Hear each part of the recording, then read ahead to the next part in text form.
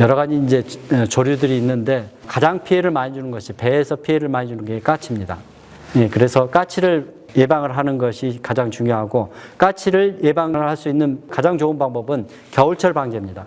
그래서 겨울철에 번식기 때에 먹이가 없을 때 그때에 2월 달부터 4월 상수 무렵까지 그때 무렵에 집중적으로 밀도 관리를 하게 되면 우리 눈에는 이렇게 보인다 그러면 우리 가수원에는 피해가 없는 수준이 됩니다.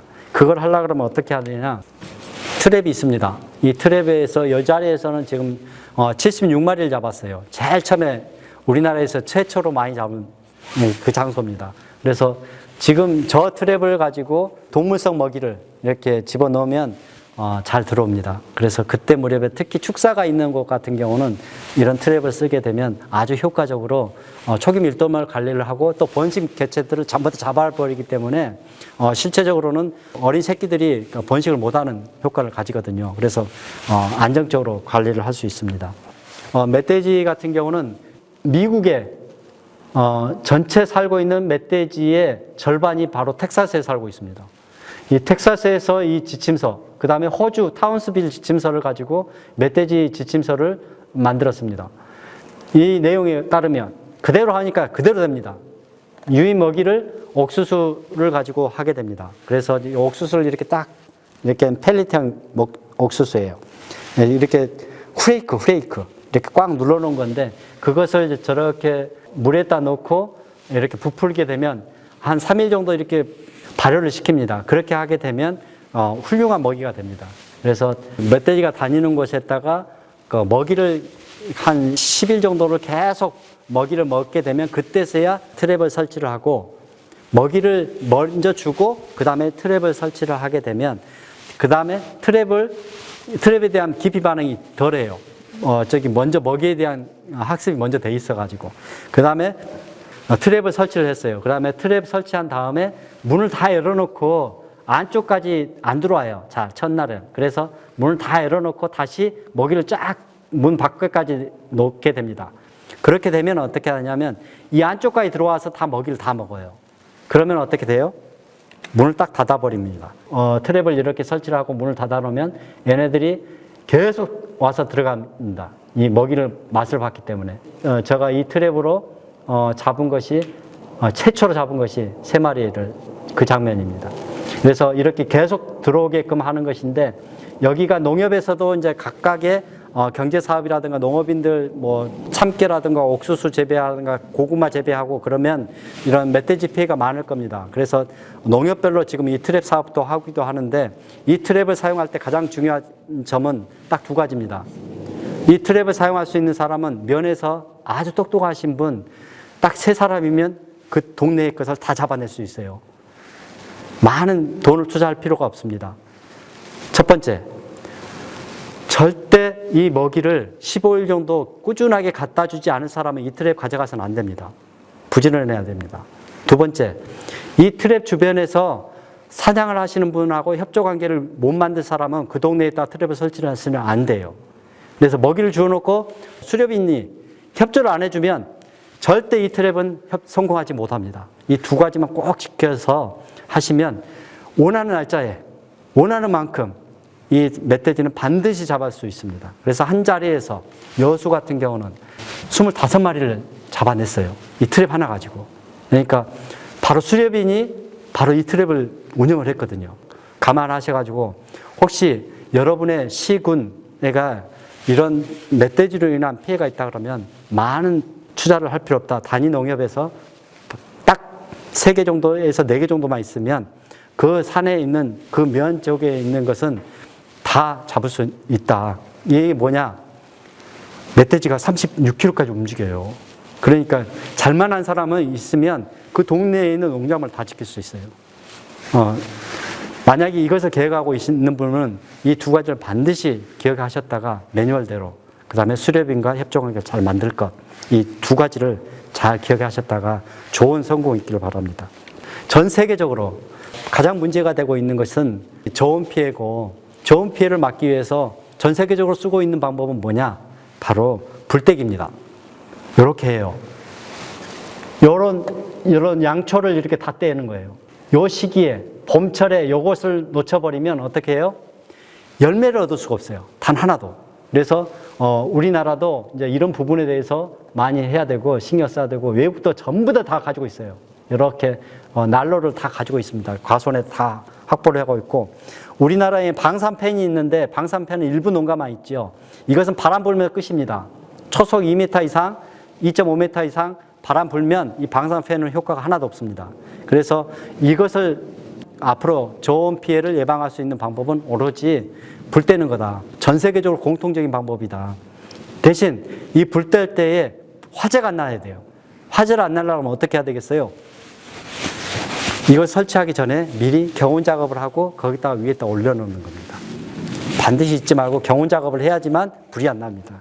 우리가 배를 수출을 하게 되면 농협을 기반으로 해가지고 주산지에서 수확한 가시를 선거를 하고 많이 이제 처리를 하게 되는데 가장 낭패스러운 것이 다 따놓고 마지막에 배꼽 부분이라든가 과정부 열과 같은 것들이 생기거든요. 그러면 굉장히 농협이라든가 그런 쪽에서는 수확량이 엄청나게 차질을 많이 생겨버립니다. 병해충은 병해충이지만 그래서 생리장애 측면에서 이것을 어떻게 접근을 해야 될까? 그런 부분 같은 경우는 보통 이제 표토 관리, 좀 초생도 하기도 하고 멀칭도 하고 이제 아주 깨끗하게 해버리기도 하는데 물을 잘 줄 수 있는 조건을 만들어주게끔 하는 게 필요합니다. 꼭 필요할 때 물이 잘 들어가 줘야지만 양분이 물에 녹아서 나무가 흡수를 하거든요. 그 다음에 또 하나는 장마철에 물을 잘 빼주는 것이 너무 중요합니다. 지금 거기에 관련돼 가지고 문제가 되고 있는 생리장애라는 것은 잎사귀가 타버리는 거예요. 여름철에. 그 다음에 습해. 잔뿌리가 다 죽어버려요. 그러면 어떻게 된가요? 잎사귀가 갑자기 어느 순간에 장마철 지나고 뜨거운 햇빛이 나오면 잎사귀가 노랗게 돼가지고 싹 쏟아져 버리는 경우가 있거든요. 이게 바로 습해거든요. 그 다음에 뭔가요? 과실이 벌어져 버려요. 열과. 그 다음에 가심갈변. 이렇게 가시를 이렇게 딱 잘라보면 가운데가 과심이라는 곳인데 거가 이미 발효가 돼가지고 검해져 버린 거예요. 그러면 우리 상품도 굉장히 낭패감이 있어요. 수출도 못하고. 이제 그런 문제가 있기 때문에 이런 문제들을 해결하려고 하면 어때요? 철저하게 물을 잘 빼줘야 되고 또 하나는 물이 필요할 때 물을 잘 집어넣어줘야 돼요. 그걸 하려고 그러면 10일 이상 가뭄이라든가 지금 무렵 같은 경우는 올해 5월 달은 굉장히 가물거든요. 이럴 때 관수량을 20에서 30ml 정도를 집어넣을 수 있게끔 꾸준하게 넣어줘야 되는 거. 그 다음에 조생종 같은 경우는 원황 같은 경우 수출을 하잖아요. 숫기를 놓칠 때가 많거든요. 근데 당도 향상을 위해서는 수확 20일 전에는 단수를 하는 거예요. 단수 내지는 관수를 중단하는 거예요. 물 주기를 중단하는 것이 바로 배수, 관수, 물 주는 것에 그리고 물 빼주는 것의 핵심 사항입니다.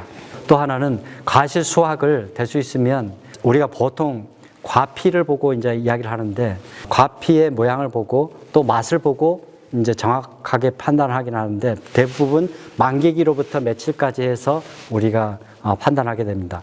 근데 문제는 뭐냐면 우리가 쓰고 있는 착색 봉지라든가 봉지에 따라서 우리가 숙기를 판정을 외면만 보고 하기가 힘들어요.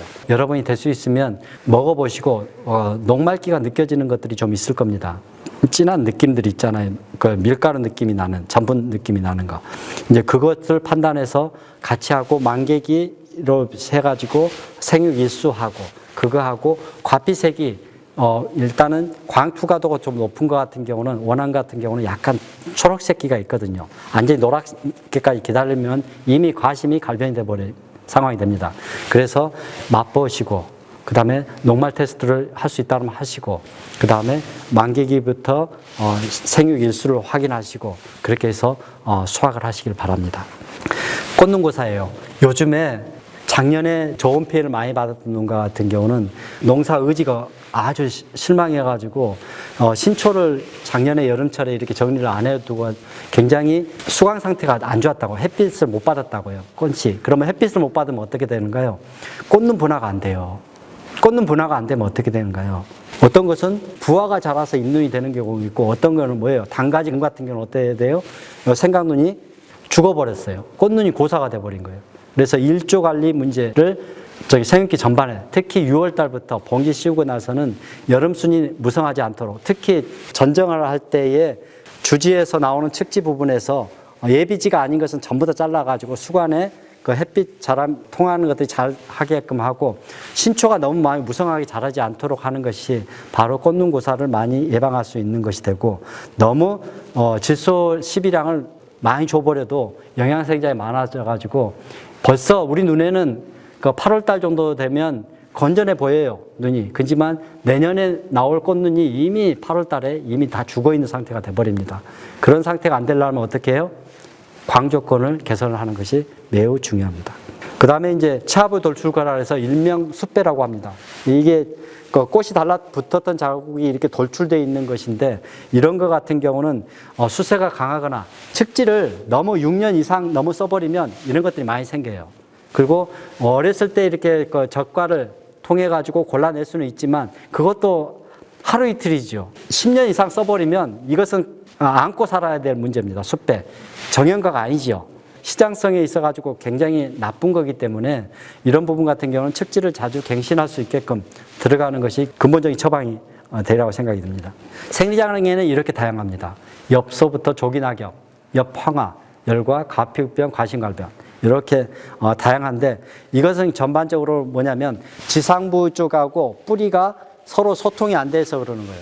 뿌리가 너무 적게 되거나 뿌리는 영양이 적은데 지상부는 너무 범무해져 있다 그러면 양수분이 갈 곳은 많은데 뿌리가 지 역할을 못 해주면 어떻게 하겠어요? 이 스트레스 반응이 나와줘야죠. 당연하죠. 이 두 개를 잘 흐를 수 있도록 한 게 뭐냐면 아까 제가 말한 것처럼 물에 양분을 잘 녹아줄 수 있게끔 관수를 적게 해주고 장마 때는 물을 잘 뽑아서 빼줘서 가지고 잔뿌리가 지 역할을 잘 할 수 있게끔 죽지 않게끔 해줘야지 이런 소통을 잘 할 수 있다라는 겁니다.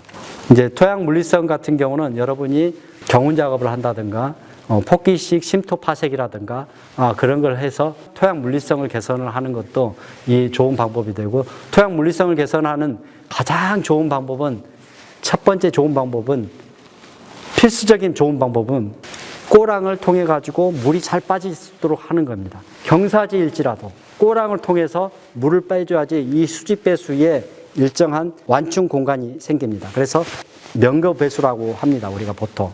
그래서 그것은 필수적으로 해야지만 이 생리장애를 조금 더 완화시킬 수 있고 그보다 근원적인 방법은 뭐냐? 앞으로도 이제 우리가 좀 신경 써야 될 것이 뭐냐면 바로 대목입니다. 밑에 있는 대목이 생리장애의 저항성인 대목이 있어요. 그것은 지금부터 60년 전에 이미 다 확인되어 있는 정보입니다. 그렇지만 우리가 편리성 때문에 중국에서 종자를 사가지고 묘목을 양성을 해가지고 그걸 사기 때문에 어쩔 수 없지만 지금 최근에는 이제 그 북측 콩배를 가지고 좋은 우량 묘목으로 판매를 하고자 하는 그런 노력이 이루어지고 있습니다. 앞으로도 이제 그 북측 콩배를 이용을 해가지고 대목을 만든다면 이 생리장애를 근본적으로 해결할 수 있습니다. 그래서 배 주산지에 있는 농협에 계신 담당자분 같은 경우는 사업을 구상을 하실 때 이 북측 콩배를 이용한 묘목을 양성을 해서 이렇게 그 주산지가 확보가 된다 그러면 수출이라든가 내수 시장에 있어서 숯배 문제라든가 수분 스트레스로 인한 그런 문제들을 혈통 좋은 북측 콩배가 기본적으로 많은 부분들을 커버해 줄 수 있다. 근본적으로 커버해 줄 수 있다. 그런 부분들을 생각하시고 사업을 구상하셔도 무방하라고 생각이 듭니다. 지금까지 저하고 같이 배의 병해충과 그리고 생리장애에 대해서 여러 가지를 살펴봤고 또 좋은 피해에 대해서 피해 규모가 큰 만큼 우리가 어떻게 대응해야 될지를 살펴보았습니다. 항상 농촌진흥청과 농업기술센터의 최신 정보를 귀 기울여 들으시고 같이 또 공감하면서 교류를 많이 할 수 있었으면 좋겠습니다. 여러분이 농업인들에게 희망을 주시고 또 여러분이 좋은 정보를 주셔가지고 여러분 농협이 앞으로도 많은 발전이 있기를 바랍니다. 그동안 저와 함께 해주셔서 감사합니다.